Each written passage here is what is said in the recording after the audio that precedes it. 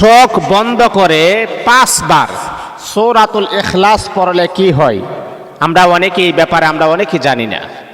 দেখুন, আল্লাহ পাক রব্বুল আলামিনের কুরআনুল কারীমের ভিতরে 114 খানা সূরা আছে না?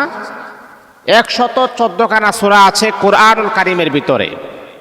এর ভিতরে ছোট্ট একটি সূরা হচ্ছে সূরাতুল ইখলাস।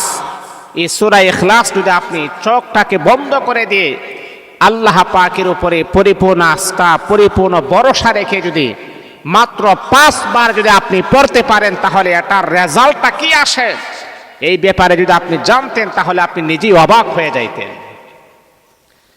এই আল্লাহ পাক রব্বুল আলামিনের বান্দা বান্দী শোনো, এমন একটা সূরার কথা আমি বললাম, এমন একটা সূরা আপনি জানেন না। আমার আপনার দয়াল নবী, বিশ্ব নবী, মদিনার কামলিওয়ালা নবী বড় সুন্দর করে বলেন, সাহাবীরা রে, এই সূরাতুল ইখলাস যদি কোনো ব্যক্তি আমলের সাথে, ইখলাসের সাথে এবং আল্লাহ পাকের উপরে পরিপূর্ণ আস্থা, আল্লাহ পাকের উপরে পরিপূর্ণ ভরসা রেখে যদি কোনো ছেলে অথবা মেয়ে সূরা যদি একবার যদি পাঠ করে, তাহলে আল্লাহ পাক রব্বুল আলামিন তার আমল নামার ভিতরে 10 পারা কোরআন পড়ার মতো সওয়াব আমার আল্লাহ দান করে দিবেন। এই আমার সাহাবীরা শুধু তা নয়, সূরাতুল ইখলাস যদি কোনো ব্যক্তি 10 বার পড়ে, এমনকি 2 বার যদি পড়ে, তাহলে 20 পারা কোরআন শরীফ পড়লে যেই পরিমাণ সওয়াব হবে, আল্লাহ পাক রব্বুল আলামিন তার আমল নামার ভিতরে সেই পরিমাণ সওয়াব দান করে দিবে। নবী আবার বলে, সাহাবীরা রে, আমার কোন সাহাবী, আমার কোন উম্মতি মুহাম্মদে যদি সূরাতুল ইখলাস যদি 3 বার পাঠ করে, তাহলে গোটা কোরআন শরীফ খতম করলে যেই পরিমাণ সওয়াব হবে, তার আমল নামার ভিতরে সেই পরিমাণ সওয়াব আমার আল্লাহ দান করে দিবে। এই জন্যে বাবা আমার, বন্ধুরা আমার, আপনার মা পৃথিবীর জমিনের ভিতরে বেঁচে নাই, আপনার বাবা পৃথিবীর জমিনের ভিতরে বেঁচে নাই। ওই সমস্ত মা বাবার কবরের পাশে দাঁড়াইয়া একবার সূরাতুল ফাতিহা পড়বেন, 3 বার সূরাতুল ইখলাস করে মা বাবার জন্য 2টা হাত বানাইয়া চোখের পানি ছেড়ে দিয়া কান্না করবেন আর বলবেন, আল্লাহ এত কিছু আমি পারি না, আয় আল্লাহ তোমার হাবিব বলেছেন, বিশ্বনবী বলেছেন, যদি কোনো ব্যক্তি সূরাতুল ইখলাস 3 বার পাঠ করে, তাহলে নাকি 1 খতম কোরআনের সওয়াব হয়। আয় আল্লাহ, আমি 1 খতম কোরআন শরীফ পড়ে তুমি মালিকের কাছে হাত বাড়াইয়া দিয়েছি, আমার আব্বা আম্মার জীবনের সমস্ত গুনাহগুলারে তুমি মাফ করে দাও। আল্লাহ, আমি এত কোরআন পড়তে পারি না, কিন্তু তোমার হাবিবের পবিত্র জবান থেকে শুনেছি, সূরাতুল ইখলাস যদি কোনো ব্যক্তি 3 বার পড়ে, 1 খতম কোরআনের সওয়াব নাকি হয়ে যায়। আয় আল্লাহ, আমার মা বাবার কবরের পাশে দাঁড়াই আমি 1 খতম কোরআন শরীফ পড়েছি, তাদের জিন্দেগীর গুনাহগুলারে তুমি মাফ করে দাও। আমার আল্লাহ পাক রব্বুল আলামিন আপনার আম্মা আব্বার কবরের আযাব আমার আল্লাহ বন্ধ করে দিবেন।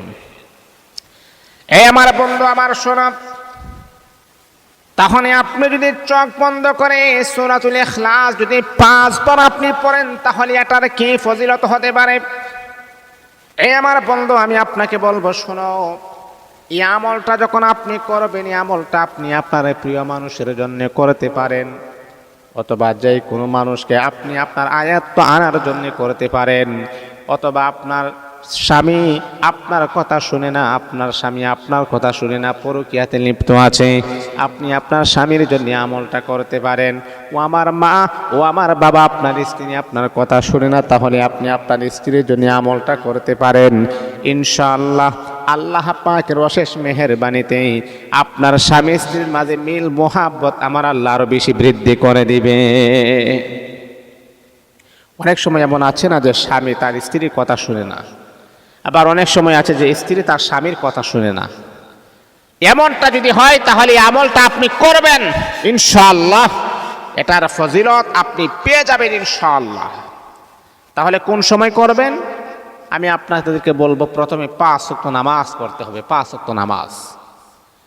কারণ যার জবান যত বেশি পবিত্র, তার ডাক, তার দোয়া আমার আল্লাহ তত বেশি দ্রুত আমার আল্লাহ কবুল করে নেন। আপনার মুখটা হচ্ছে অপবিত্র, আর আল্লাহকে ডাকতেছেন, কিভাবে আমার আল্লাহ আপনার দোয়া কবুল করবেন বলেন তো আপনি?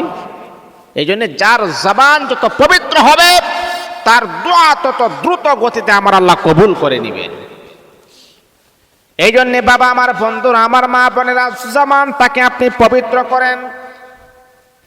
এই আমলটা আপনি কখন করবেন, কোন সময় আপনি করবেন? ও আমার মা, ও আমার বাবা, প্রথমে আপনাদেরকে আমি বলবো 5 ওয়াক্ত নামাজ পড়তে হবে। 5 ওয়াক্ত নামাজ পড়বেন। 5 ওয়াক্ত নামাজ পড়ার পরে ফজরের নামাজের পরে আমলটা করতে পারেন, অথবা এশারের নামাজের পরে আমলটা করতে পারেন। ও আমার মা বাবা, দিলের কান লাগায় কথাগুলা শোনেন। যদি আপনি এশারের নামাজের পরে আমলটা করেন তাহলে প্রতিদিন কিন্তু এশারের নামাজের পরে আমলটা করবেন। হ্যাঁ, আমি এশারের নামাজের পরে একদিন করলাম, আরেকদিন করতে পারলাম না, না হবে না।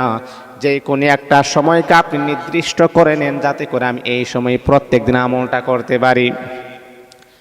এমন একটা জায়গায় বসে আমলটা আপনি করবেন যাতে করে কেউ আপনাকে কোনো প্রকারের ডিস্টার্ব যেন না করে, আমলের ভিতরে যেন ব্যাঘাত সৃষ্টি না করে। অথবা আপনি মসজিদের একটা কর্নারে বসে আমলটা করেন। বাড়িতে যদি আপনি আমলটা করেন, এমন একটা ঘরের ভিতরে বসে আমলটা করবেন যাতে করে কেউ আপনাকে ডিস্টার্ব না করে। উযু করে নেবেন, কিবলামুখী হয়ে বসবেন। নামাজের সূরাতে বসে আপনি 3 বার ইস্তিগফার পড়বেন। আস্তাগফিরুল্লাহ রাব্বি মিন কুল্লি যামবি ওয়া আতুবু ইলাইহি লা হাওলা ওয়ালা কুওয়াতা ইল্লা বিল্লাহিল আলিয়্যিল আযীম।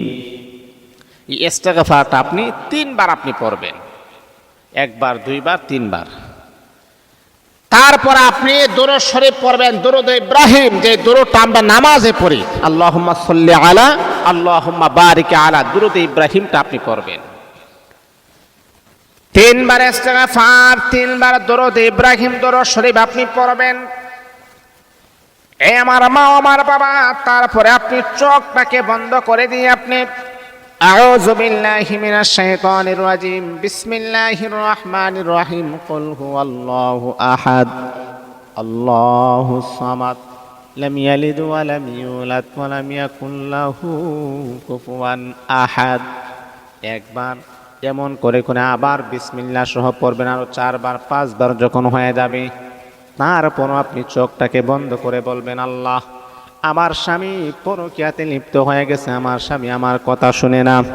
আল্লাহ, 2টা বাচ্চা আছে, তাদেরও ভরণ পোষণ আদায় করে না। রব্বুল আলামিন, আমার স্বামীর অন্তরে আমার মোহাব্বত, আমার ভালোবাসা তুমি জাহির করে দাও, যাতে করে তার পরকীয়া যেন বন্ধ হয়ে যায়, সংসারমুখী যেন হয়ে যায়।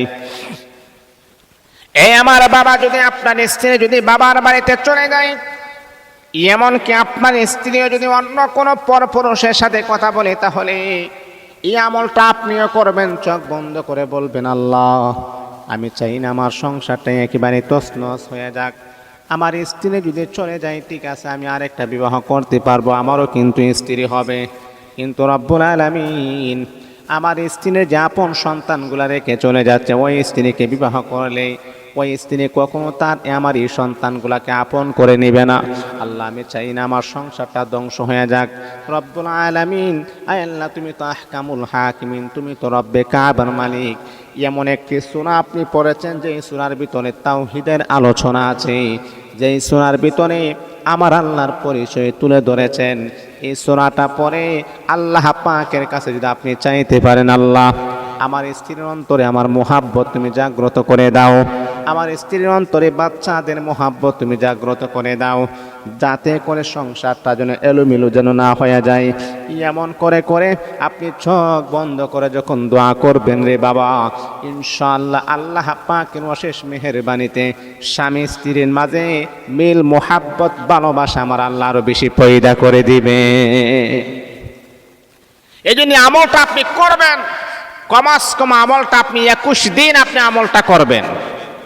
আমরা কি করি জানেন? 2 দিন আমল করার পরে বেতালা হয়ে যায়, পাগল হয়ে যায়, যে হুজুর কাজ হচ্ছে না, তো আপনি কি আমল বলছেন, কাজ তো হচ্ছে না। এই বাবা, যতদিন পর্যন্ত কাজ না হবে ততদিন পর্যন্ত আপনি আমলটা চালিয়ে যান, চালিয়ে যান, চালিয়ে যান। কাজ না হওয়া পর্যন্ত আপনি চাইতে থাকেন, চাইতে থাকেন। আমার মালিক যেই দিন খুশি হয়ে যাবে সেই দিন আপনার মনের আশা আমার আল্লাহ কবুল করে নেবেন ইনশাআল্লাহ।